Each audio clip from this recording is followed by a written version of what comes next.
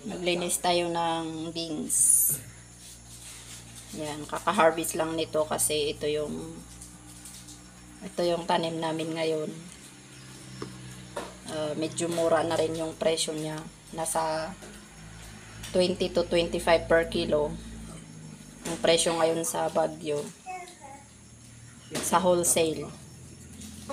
Pero pag retail yan, siguradong ano yan, mahal. 60. Yan. Pero pag binabayaran sa amin, mga siguro 20, 15, depende sa klase. Yan. Yung mga ganitong, yan.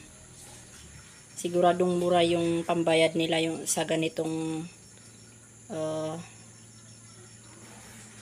size. Yan. Yung ganito, medyo mahal-mahal. Pero, okay na rin yun. May pambili tayo ng ulam. Ito. Maglilinis ako para igisa ko. Yun ang uulamin namin ngayong dinner. Meron din tayo ditong kamuti galing sa Vizcaya. Tanim ng mother-in-law ko doon. Kinuha namin nung umuwi kami doon kahapon. Yan. Marami silang kamuti ngayon doon. Kaya marami kami nakuha. Yan. Tsaka ito kalabasa. Galing din sa Vizcaya. Masarap. Ito yung pinapakain ko kay baby kasi gustong gusto niya. Yan. Pinapakuluan ko lang tapos yan. Gustong gusto niya. Meron din tayong ayan cassava cake. Masarap ito. Palagi kaming bumibili ng ganito kapag galing kami ng Pangasinan. Yan. Sarap. Since 1976 daw. Matagal sila. Ralos. Cassava cake.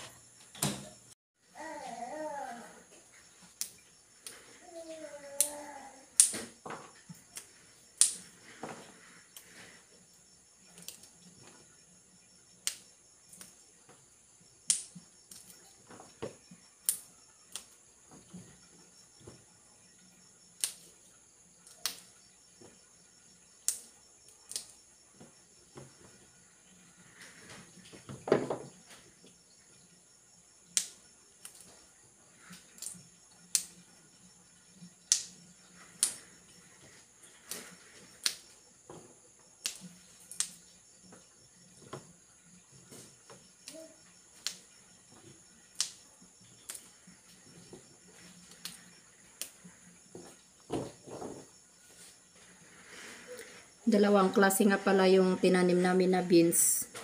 Barak at saka yung native. Ito yung barak, yung mahahaba. Yan. At saka ito yung native. Ganyan lang yung size niya. Yan. Dalawang klase.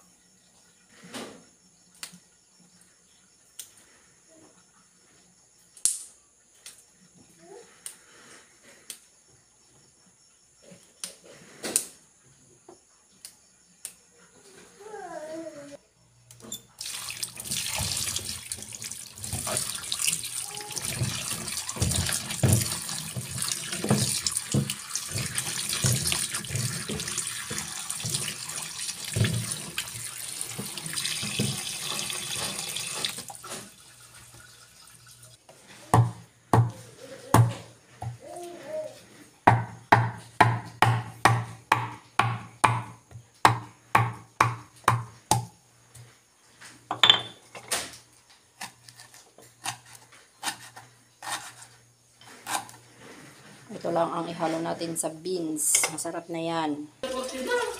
Masarap na tayo. Masarap na tayo.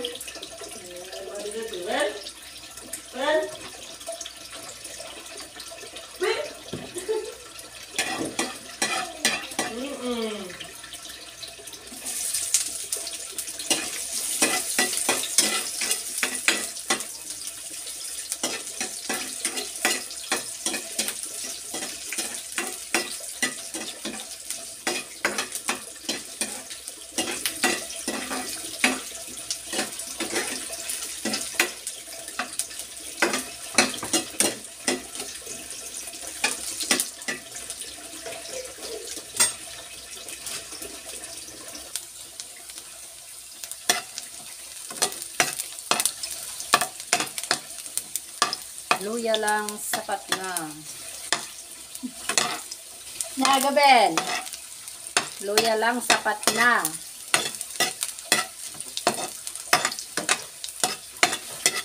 Mas maganda medyo crispy para lumabas yung katas.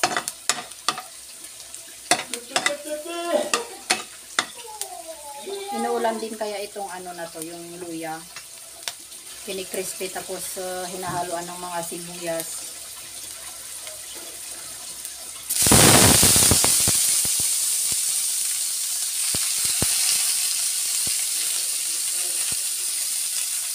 Na.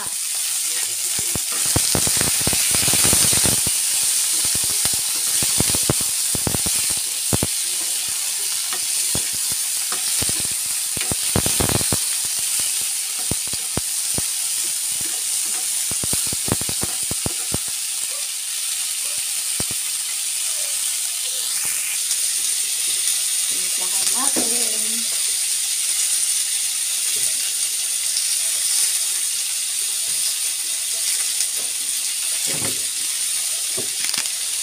Siyempre, hindi mawawala ang magic. Magic ng kamay. Magic ng kamay ni Mami.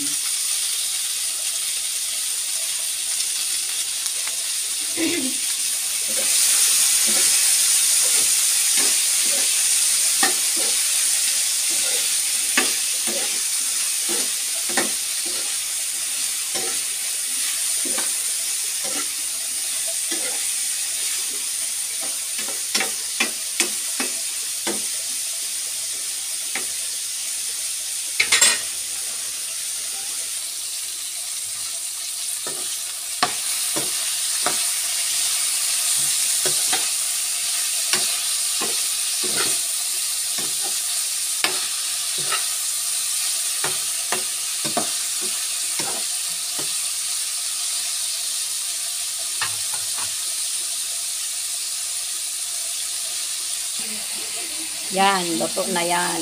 Pwede nang kumain.